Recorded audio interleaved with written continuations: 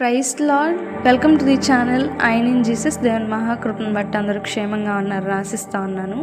ఈ దినం దేవుని వాక్యం ఆదికాండం 49వ అధ్యాయం 5వ వచనం. షిమ్యోను లేవి అనువారు సహోదరులు, వారి ఖడ్గములు బలత్కారపు ఆయుధములు. ఈ దినం మనం ఇజ్రాయేలు గారు తన కుమారులకు బోధించిన కొన్ని ఆత్మీయ సత్యముల గురించి ధ్యానించుకుందాం.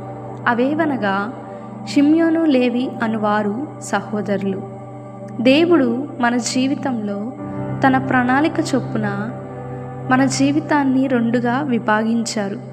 ఆత్మీయ జీవితము, శారీరక సంబంధమైన జీవితము. ఆ జీవితంలో మనకి ఆధారమైన కొన్ని బంధాలను ఆయన స్థిరపరిచారు. ఆ బంధంలో ఒక భాగమే సహోదరత్వము. మన జీవితంలో దేవుడు సహోదరత్వానికి మరింత ప్రాముఖ్యతనిచ్చారు. ఆ సహోదరత్వము ప్రేమతో, సహనంతో, ఓర్పుతో మనం జీవించగలుగుతా ఉన్నామా? లేకపోతే ద్వేషము, కలహము, కుట్రలు, కుతంత్రాలు, మన జీవితంలో చేయకూడని పాపములు దానివల్ల చేస్తూ ఉన్నామా?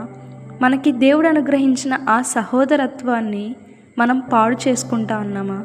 మనల్ని మనం జ్ఞాపకం చేసుకుందాము. దేవుడు మనకిచ్చిన ప్రతిదీ కూడా ఒక ప్రణాళికతో ఇస్తూ ఉన్నారు. ఆ ప్రణాళికను మనం నెరవేర్చే వారంగా ఉండాలంటే ముందుగా ప్రేమ కలిగి జీవించాలి. ఆ ప్రేమ ఏ విధంగా వస్తుంది అంటే, దేవుడు ఎప్పుడైతే మన హృదయంలో స్థిరంగా ఉంటారో అప్పుడే. ప్రార్థించుకుందాం. మమ్మల్ని మిక్కిలిగా ప్రేమించిన మా ప్రియ పరలోకపు తండ్రి, దేవా, నీవిచ్చిన బంధాలను, నీవిచ్చిన కట్టడలను మేము నిర్వర్తించే బిడ్డలముగా మమ్మల్ని మార్చండి తండ్రి. ఇప్పటి వరకు మేము అవిధేయతతో ఉన్నామేమో ప్రభా నాయన. నీ కొరకు వాడబడుతూ నీ నామాన్ని ఘనపరుస్తూ ప్రభా, మీరిచ్చిన ప్రతి బంధమును సరైన రీతిలో వినియోగపరుస్తూ జీవించడానికి మీరే సహాయం చేసి నడిపించమని యేసు పరిశుద్ధ నామంలో అడిగి వేడుకొని పొందుకొని ఉన్నాము తండ్రి. ఆమెన్.